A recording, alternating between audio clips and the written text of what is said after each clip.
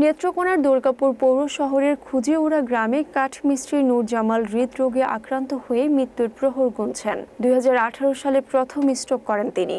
তখন হার্টে ব্লক ধরা পড়ে। টাকার অভাবে চিকিৎসা অসম্পূর্ণ রেখেই ফিরে আসেন বাড়ি। সম্প্রতি আবার স্ট্রোক হলে জানা যায় তার হার্টে 4টি ব্লক রয়েছে এবং রিং পরানো জরুরি, কিন্তু চিকিৎসা ব্যয়ে পরিবারটি সর্বশান্ত। সন্তানদের পড়াশোনা বন্ধ হওয়ার পথে।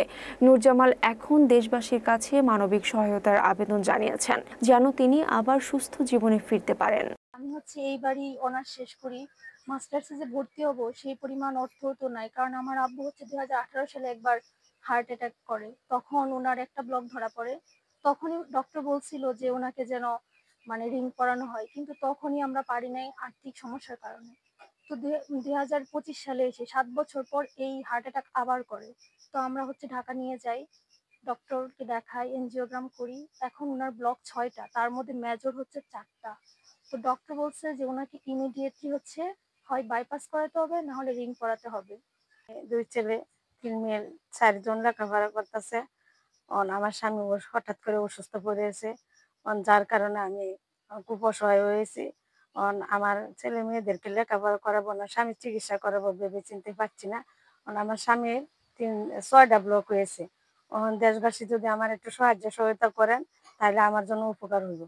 আমার 3 লক্ষ টাকা লাগবে। আমার হাতে আমার 1 কাঠা জমিও নাই, আমার বাড়ি ঘর তেমন ভালো না। আমি যদি সাহায্য সুবিধা পাই সবার কাছে তাহলে আমি চিরকৃতজ্ঞ থাকবো। আমার 18 সালে স্ট্রোক করার পর আমি দীর্ঘদিন ধরে ওইভাবে চলতেছি।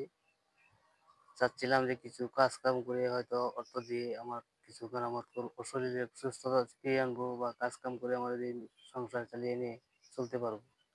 কিন্তু দেখা যায় যে কোনো কারণবশত আমি আমার সংসার চালাতে চালাতে আমার আর মেডিসিন কিনা হয় না। ডাক্তার বলছে আমার কাছ থেকে এখন বর্তমান আমার 3 লক্ষ টাকার উপরে লাগে। এখন আমি আবার 1 সপ্তাহের জন্য রিস্ক নিয়ে আসছি। চেষ্টা করতেছি, আমি দেখি কারোর কাছ থেকে যোগাযোগ হবে আমি কি